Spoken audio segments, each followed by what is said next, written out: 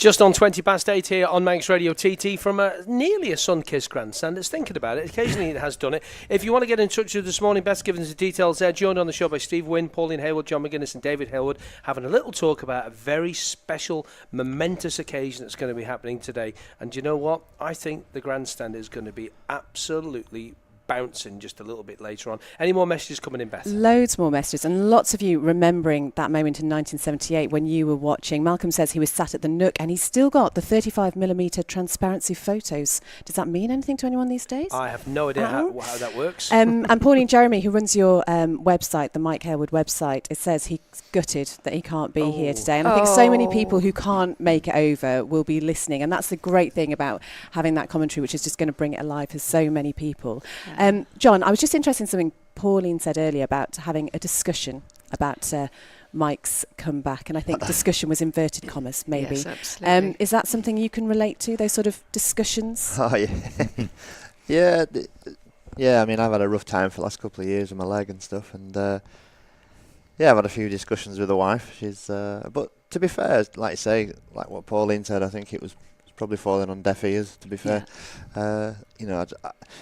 I didn't want to finish my career upside down on a golf course with a broken leg. I thought there's no chance. I need to come back and do something. So I spoke to the wife. She's 100% behind me. Same my mum, my dad. My mother's here actually today as well. So really? She hasn't been for a while, my mum, but my old dear's here. She turned up yesterday. I forgot she was coming actually. I left her. I forgot to pick her up for the sea terminal. So she had a little bag with her. But like I say, my mother and father and all my family, to be fair, have been 100% behind me, whatever decision I make, So, but I can relate to that. There's a couple of ways of dropping it in, and the right time to drop it in. Yeah. Yes. By the way, love. What it is. Yeah. What it is. I just got to do this one more time. Just one of those things. Is that kind of similar to what Mike sort of said? Listen, let me just get this monkey off me back. Let me just get it done. Do you think that's kind of what was going through his head? Yeah, well, I mean, what Stephen said earlier about trying to do it under a pseudonym, he would love to have just come in and quietly, no one know anything about it, and just do it. That would have been ideal for him, but there was no way that was ever going to happen. Not a chance. And he came to the Manx Grand Prix, didn't he, the year before? And I think he did. Yes, he did some filming. Yeah, some filming. He did some filming. So that kind of got his eye back in again, didn't it? A bit, yeah. That was the excuse, apparently, wasn't it? Some filming. I think that was the excuse. I think he was doing some sectors with a stopwatch on the handlebars. It was a TZ 750, wasn't it? Testing himself a bit. Was it a Paget's bike? It was a Paget's bike. You went on. Yeah. Okay. All right. I've had a ride on that bike as well. Have you? Yeah. I had a ride on that one at Brands Hatch, yeah. Lovely. Yeah. But things like that. And I think Vernon Cooper involved with the ACU because the ACU not as much now. It was the all-seeing thing with the blue blazers, and they all walked around with ties on and things, and hello sir, how are you sir? But yes sir, no 3, 4, and everything was had to be done by the book as it is now. But it was all so strict, wasn't it? Yeah. And then what did they say? What was their first when the ACU obviously? You said about I've got to ride suit, and they said no. And then and obviously the TT at its time was not at the best popularity, was it? So this kind of helped the TT once again. Well, absolutely. To be honest, I didn't know. I left all the sort of detail of arranging things to Mike. I was just back up and looked after his other needs. But all that sort of technical stuff and financial arrangements I left to Mike, Mike and Steve.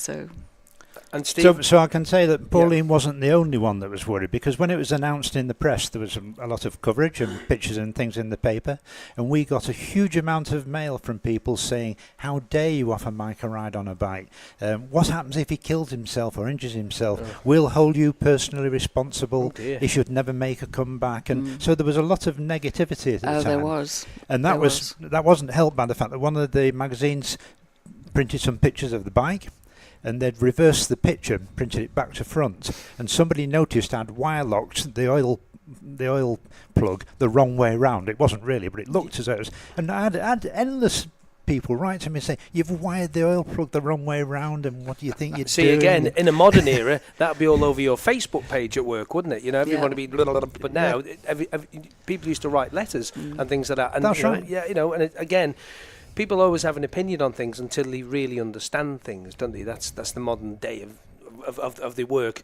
But a lot of people here today are going to be like, I don't know, let's say like the young lads out there, Max and Ben, are going to be studying, what is all this about? And hopefully they're going to turn around to their dad, to their granddad, to their auntie, to their uncle and say, what was this all about? Who was this Mike Hailwood fella?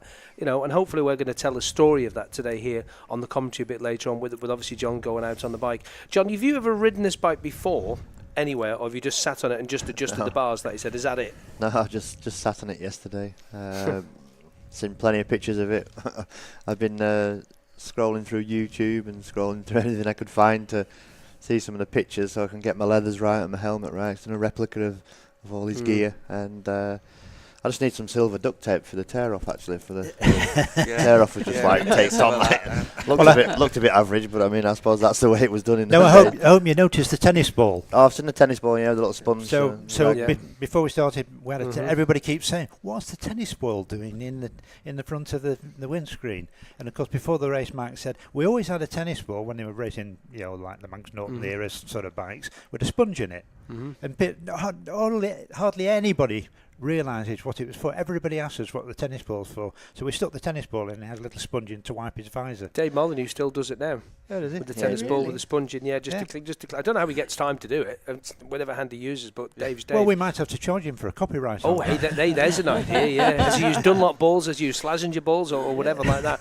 So today then, to talk us through today, how's today going to work? You've obviously been down and looked at the bike this morning, it's all ready to go. Already? Well, the thing I'm most fascinated about is what John's going to think of the bike when he rides it, because he's riding bikes with 200 and something brake horsepower, 6-inch wide tyres, everything computer controlled and censored and everything else. This produces 81 brake horsepower. Don't forget though, he's an old 250 man, so he knows how to ride with just the throttle, doesn't he? I'll find out later. But what are we doing? How are you in no suspension, no brakes? Are we allowed to have a good go on it? Are we allowed to have a good go on it? Absolutely. Are we going to wave at the crowd and that? No, absolutely I'm not going to get stuck in.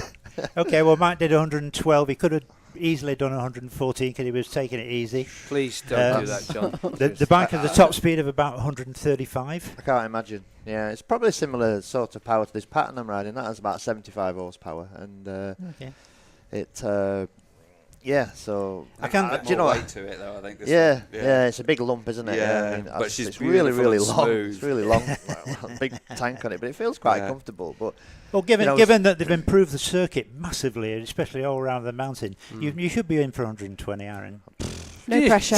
No pressure. Yeah. Is this kind of like? Are we getting money out here? Getting your money out from him anyway. 40 years old now. Is this kind of like the parade lap that you did TT? Just a bimble round, 120 or whatever it was, 121, 122 near enough. Well, you did say we've had a conversation about it. You said you wanted to wave to the crowd, which you did. A lot of people around the circuit, you waved, and then when you could get stuck in, you got stuck in, didn't you? That's what I've got in my head at the minute on this Ducati. Is just on the vantage points, we better wave and do the right thing, because I'm sure a lot of people want a picture and etc. and stuff.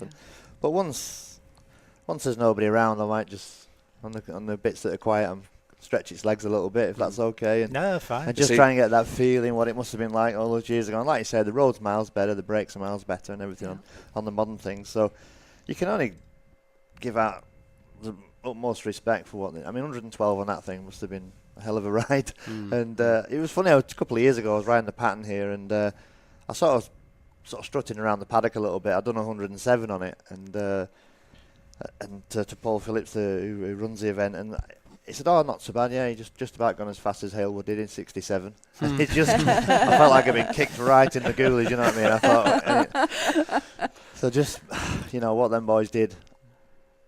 I can't. With a pudding basin helmet on in the 60s, a pair of goggles, and when I rode around on that 504, I was just like, wow. I thought my head was going to blow off with the noise of it, But I just felt sorry for the poor people who had to ride behind him on that thing. It's so noisy. Oh, it was noisy. It was noisy, but it's really special. But I'm so looking forward to this. I don't know what to expect. I'm feeling a bit of pressure now. I feel like I'm out of my depth a little bit, to be honest. I mean, if you're in the same, like I say, if you're in the same sentence as Mike Hailwood, you're doing all right. I never ever thought I'd be sat here to cock my leg over probably one of the most famous machines on the planet and ride it around the most famous track in the world. I mean, it's amazing. Can handle it, John.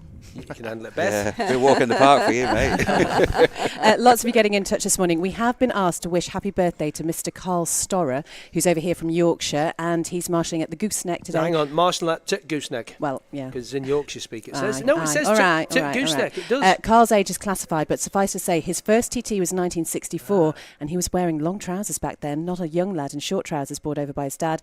So best wishes and happy birthday, old Gok. Is that better? Very good. And thank you very much for all your years of service and many more to come. And that's from all your friends and colleagues at Gooseneck. There you go. Thank you. Yeah, more coming in. Keep your messages coming in. Lots of people commenting on the Facebook live stream. Give everybody a wave. Hey. Oh, John, please, come on. Somebody put a message in 166 before. John, give us a smile. I know, I didn't say that. You No, have perked up a little bit now. It's just a little bit. I think, though, you didn't sleep very well last night. Is that what always happens on a pre-race day? Thinking about motorbike racing, not so much Facebook Live. It's Yeah. all about racing today for me. It's all about racing. and a pressure lap on the Ducati.